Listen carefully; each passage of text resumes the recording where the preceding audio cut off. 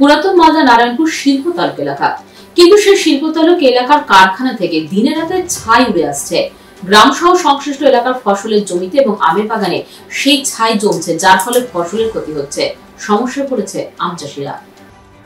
পুরাতন মালদা নারায়ণপুর শিল্পতালুক এলাকা, কিন্তু সেই শিল্পতালুক এলাকার কারখানা থেকে দিনে রাতে ছাই উড়ে আসছে গ্রাম সহ সংশ্লিষ্ট এলাকার ফসলের জমিতে এবং আমের বাগানে সেই ছাই পড়ছে, যার ফলে ফসলের ক্ষতি হচ্ছে। সমস্যায় পড়েছে আম চাষিরা। সামনে আমের মরশুম, আর কিছুদিনের মধ্যে আমের মুকুল সমস্ত গাছে এসে পড়বে। তার আগে এরকম কালো ছাই আমের পাতায় পড়াতে ক্ষতির মুখে আম চাষিরা। এই নিয়ে আম চাষিরা ইতিমধ্যে সংশ্লিষ্ট কারখানা কর্তৃপক্ষকে স্মারকলিপি দিয়েছেন। আম চাষিদের বক্তব্য, এলাকায় ছাই এইভাবে সর্বত্র ছড়িয়ে পড়াতে সমস্যায় পড়েছেন। মানুষের জনজীবন ব্যাহত হচ্ছে। বাড়ির ছাদ থেকে শুরু করে খাওয়াতে ছাই এইভাবে উড়ে উড়ে পড়ছে। আম পাতায়, আলুর জমিতে, ধানের জমিতেও ছাই ফুটছে, ফসলের ক্ষতি হচ্ছে। প্রশাসন যদি এই বিষয়ে কোনো পদক্ষেপ না নেয়, তাহলে কৃষকরা এই বিরুদ্ধে আন্দোলনে যেতে বাধ্য হবে।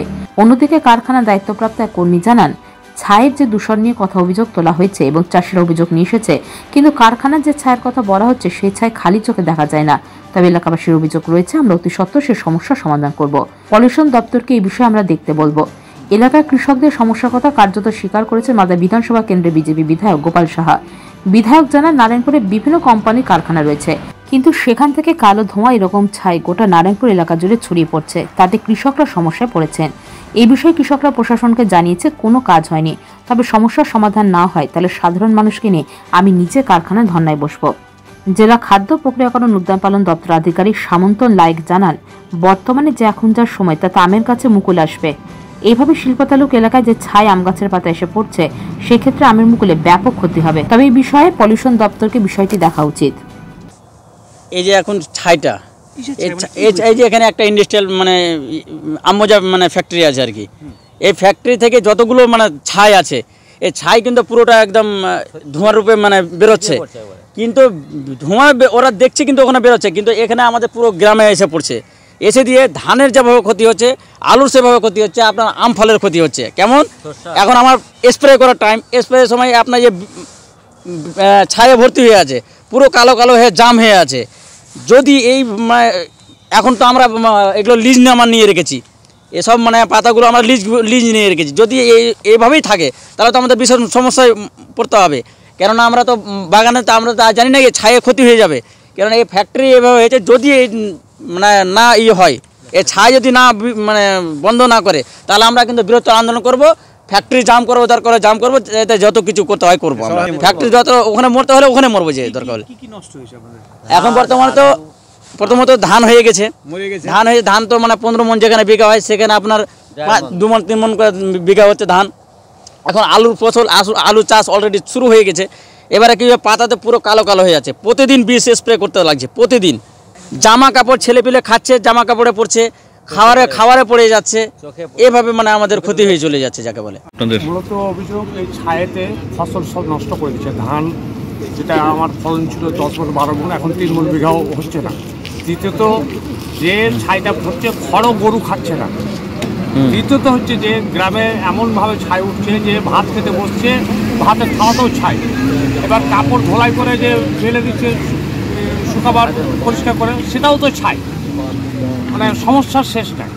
আজকে কোথায় এসছেন আপনারা? আজকে গুজরাটে প্ল্যান্টে এসেছি। কি বললেন? ডেপুটেশন দিতে এসেছি, এইসব কমপ্লেন জানাতে এসেছি। ওনারা বললেন কি যে 3-7 ডেজের মধ্যে আমরা মোটামুটি তার প্রবলেম সলভ করে দেবো। এরপরে সাধ্য না হলে বৃহত্তর আন্দোলন যাবো আমরা। জেলার WIRDC যে কেন্দ্র আছে নারায়ণপুরে, সেখানে বিভিন্ন ইন্ডাস্ট্রি আছে, শিল্প আছে। শিল্প ইন্ডাস্ট্রি এলাকাতে আছে, খুব ভালো। কিন্তু সেই ইন্ডাস্ট্রি থেকে কিছু ইন্ডাস্ট্রি বা শিল্প থেকে ভয়ঙ্কর দূষণ ছড়াচ্ছে। ওই এলাকার সাধারণ মানুষ যারা বসবাসকারী, কৃষক থেকে শুরু করে সাধারণ সম্প্রদায়ের মানুষের অভিযোগ হচ্ছে, বিশেষ করে গুজরাট অম্বুজা যে ইন্ডাস্ট্রি আছে, তার ফ্যাক্টরি থেকে ছাই বেরোচ্ছে। সে ছাই কি ভয়ঙ্কর, জমিতে যেখানে যাচ্ছে সেখানে ফসল নষ্ট হয়ে যাচ্ছে। মানে মানুষ যে ওখানে থাকছে, শ্বাস প্রশ্বাসে অসুবিধা হচ্ছে। তারা সাধারণ মানুষ ওখানে আমাদের কাছে এসছে, বিভিন্ন জায়গায় প্রশাসনের কাছে অভিযোগ করেছে। বিশেষ করে pollution control board, West Bengal pollution control বোর্ডের বিষয়টা দেখার কথা, কিন্তু বহু অভিযোগ করেও, অনেক তারা দাবি করেও সেই সমস্যা তাদের সমাধান হয়নি। যদি শ্বাসে কষ্ট হয় সাধারণ মানুষের, শ্বাস প্রশ্বাসে যদি অসুবিধা, মানুষ বাঁচবে কি করে? ওই ছাই, বিশেষ করে গুজরাট অম্বুজার ছাই ফ্যাক্টরির ছাই যেখানে যাচ্ছে সেখানকার ফসল নষ্ট হয়ে যাচ্ছে, আশপাশের মানুষের ভয়ঙ্কর অসুবিধা হচ্ছে ওই নারায়ণপুর আশপাশের মানুষের। তো সেই জন্য অনেক কিছু অভিযোগ করেও এই সমস্যার সমাধান হয়নি।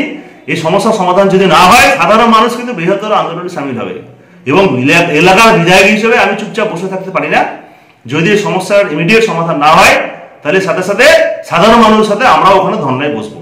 প্রশাসনের কাছে জেলা শাসকের কাছে সেই যে অভিযোগ নিশ্চয়ই জেলা শাসক সেই বিষয়টা জানেন, তাকে আমি দেখার জন্য অনুরোধ করব এই বিষয়টা দেখে যাতে ইমিডিয়েট সমাধান করা হয়। বরাবরই গ্রামের বিভিন্ন বিষয় নিয়ে নিজেরা মনোযোগ দিয়ে ওটার উপর কাজ করি, এবং এখন যেটা এদের অভিযোগ আছে যে ছাই পড়ছে, বাট আমরা আপনাকেও বলেছি, গ্রামের লোককেও বলেছি যে আমাদের মতে বা আমরা নিজের খালি চোখে দেখতে পাচ্ছি কোনো ছাই পড়ছে না, কিন্তু এরা যেটা একটা ডেকোরেশন দিয়েছে আমরা সেটা দেখবো। আমাদের পলিউশন ডিপার্টমেন্ট এবং বিভিন্ন ডিপার্টমেন্টাল ওয়ার্ক যেগুলো কমপ্লিট করার পরে আমরা সেগুলোর উপর কাজ করব, যদি কিছু থাকে আমরা সেগুলো শেষ করব। পাথর ছাড়াই প্রতিকার সম্ভব। মালদার প্রাচীনতম ভৃগু বংশ জ্যোতিষী পণ্ডিত এস শাস্ত্রী।